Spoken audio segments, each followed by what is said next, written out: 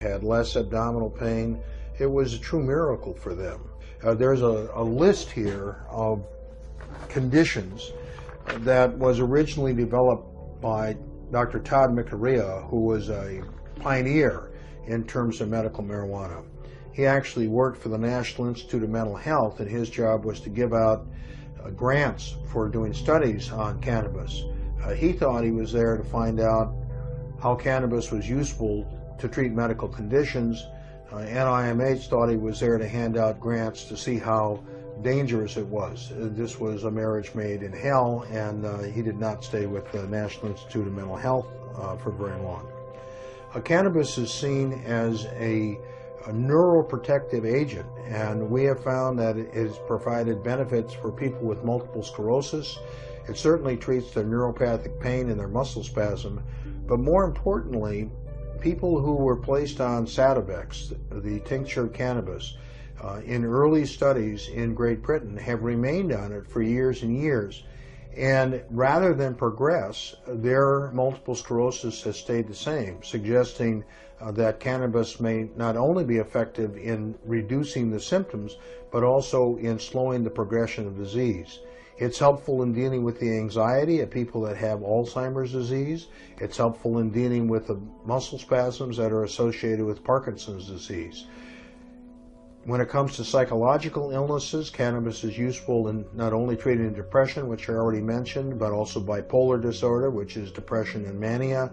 It's useful in treating attention deficit disorder, post-traumatic stress disorder. There was a study done at the Max Planck Institute in Germany a few years back that demonstrated it was useful in reducing fearful memories, so that might suggest why it is useful in alleviating PTSD. This is extremely important at this time when we have so many people who are serving multiple tours in Iraq and Afghanistan. The Pentagon has projected that at least a third of these people, and I think that that is a very conservative estimate, will come back with the symptoms of PTSD.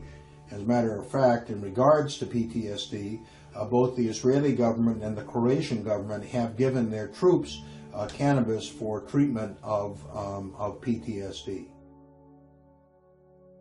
The list just goes on and on. Many conditions cause pain, serious conditions. Ankylosing spondylitis, which can actually turn you over, make you bend over in a crippled position. People who have failed back surgery, people who have herniated discs, people who have chronic dislocated shoulders.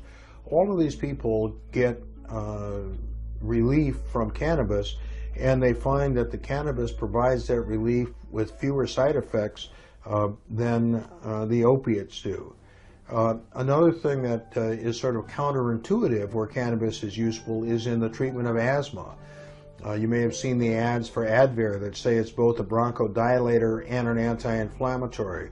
Well, so too is cannabis. This is why there were numerous marijuana cigarettes on the market in the 1920s for the treatment of asthma, specifically for the treatment of asthma. So, as I pointed out by holding up this list, the list of conditions for which cannabis is useful is extremely lengthy. That's a quick overview of some of the conditions that cannabis is useful in treating. Most people tend to take cannabis at least in the evening. Some people take it more often than that. And the reason is that many of these conditions interfere with sleep, and then there are some people who just have sleep problems, have insomnia difficulty, and cannabis is very useful in assisting people in going to sleep.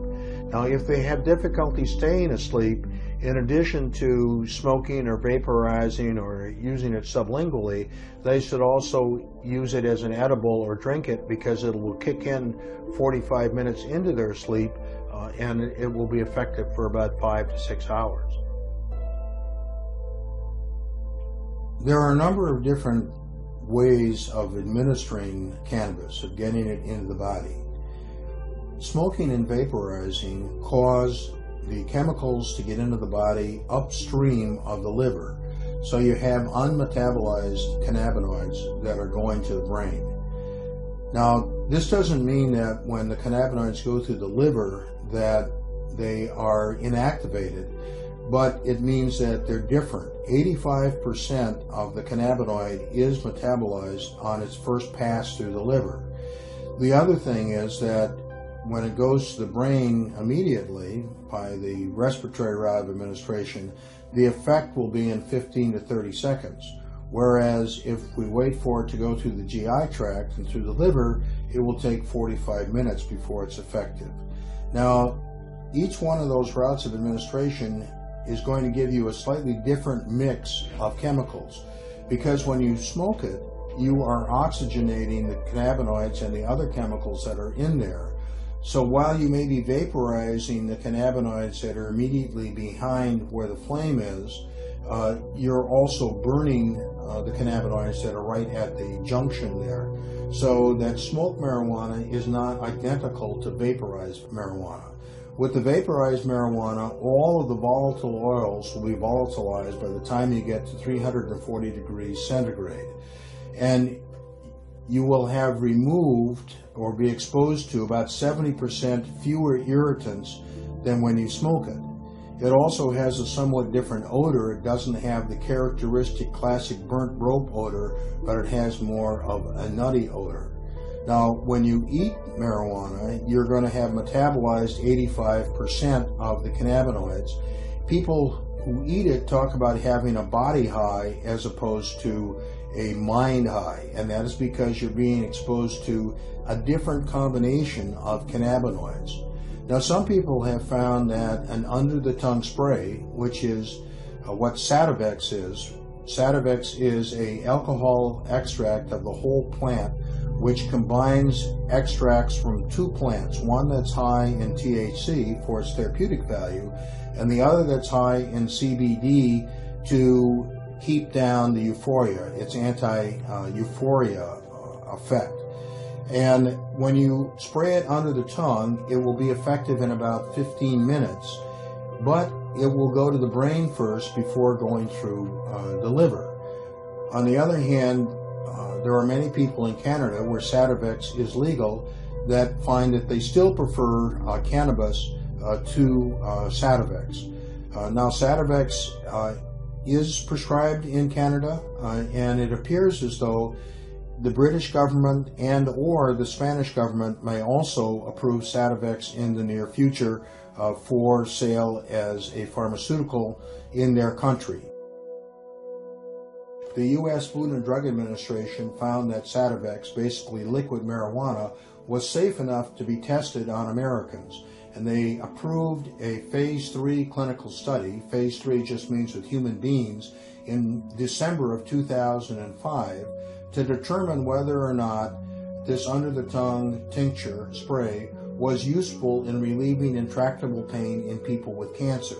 This study did not get started until 2007 and is still ongoing. There have been numerous studies with cannabis and tincture cannabis and pain that have shown that it is useful in relieving pain. Now, we've talked about under the tongue, we've talked about smoking, we've talked about vaporization. There's also the synthetic delta-9 THC can be taken orally, just like edibles can be taken. And the main problem with edibles is that it's hard to tell whether you're going to get a dose that is going to just deal with the therapeutic needs that you have, whether it's going to give you euphoria or whether it's going to give you dysphoria. And you need to have a regular supply so that you can be fairly certain that you're going to take an amount that will be the therapeutic dose and not an amount that will give you dysphoria as a side effect. Lastly, the curanderos, who are lay healers in southern Mexico and Central America, have used tincture of cannabis as part of their therapeutic armamentarium for at least 200 years.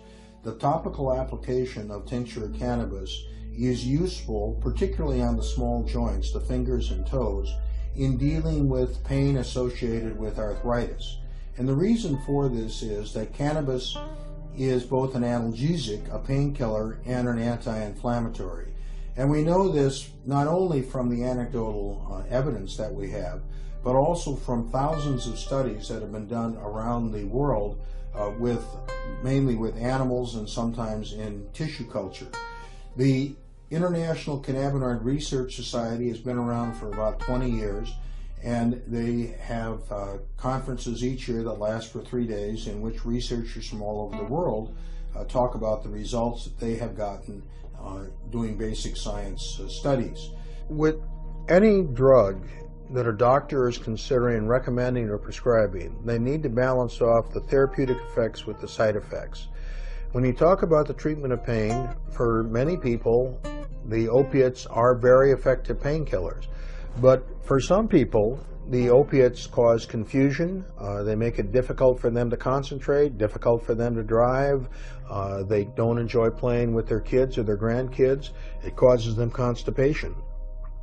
With cannabis, for many of those people, they find that it certainly does not give them constipation and does not cause them confusion, provides them with sufficient relief from their pain that they can go about their activities of daily living, they can drive their car without interference, and more importantly, they can have fun. They can play with their children, they can play with their grandchildren. So I wouldn't necessarily say that across the board cannabis is to be used instead of opiates, but I would say that for many people it can be used instead of opiates, and for others it can be used in conjunction with opiates, and they can use a lower dose of the opiates and hopefully have fewer side effects.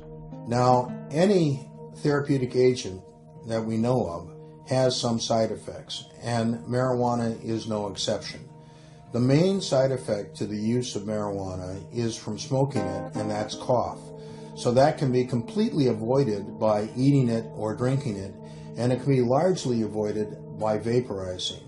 One of the things that's talked about a lot is that you can have a panic reaction, and that is certainly possible. It most commonly occurs in people who are novice users, particularly if they've been exposed to a plant that is very high in THC. Another thing that people sometimes have is paranoid thinking, that the police are after them. I've noticed that this is not nearly as common since it's become legal, because the police aren't after them. And so it may not be paranoia that people were experiencing, but an exaggerated perception of reality. And one of the things that we've lost as a result of the propaganda and misinformation that has been spread about cannabis is the fact that it has legitimate therapeutic value, and we have discouraged research. We have dramatically discouraged research in this country, and numerous other countries, including England, Israel, Spain, and Germany, are far ahead of us in terms of the quantity of research that they're doing on the medicinal value of cannabis. And this is particularly alarming in these economic times, when we certainly could use the economic stimulus, the economic boost that would come from having pharmaceutical cannabis available in this country as it is now in Canada, and as it possibly soon will be in England and Spain. Jefferson said that this country would be in dire straits if we had laws that interfered with what we put into our own bodies. Are we not in control of our own bodies?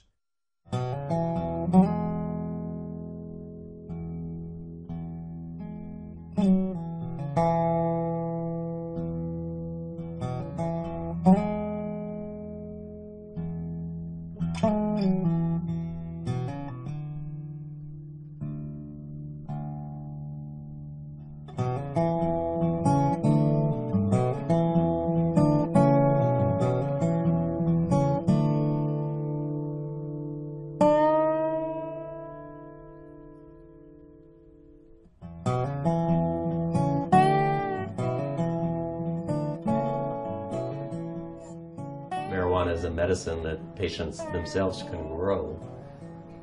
For people with cancer who may be thinking about the end of their life, to be able to grow a plant and work in the garden and produce their own medicine is very empowering, and something that, I think does the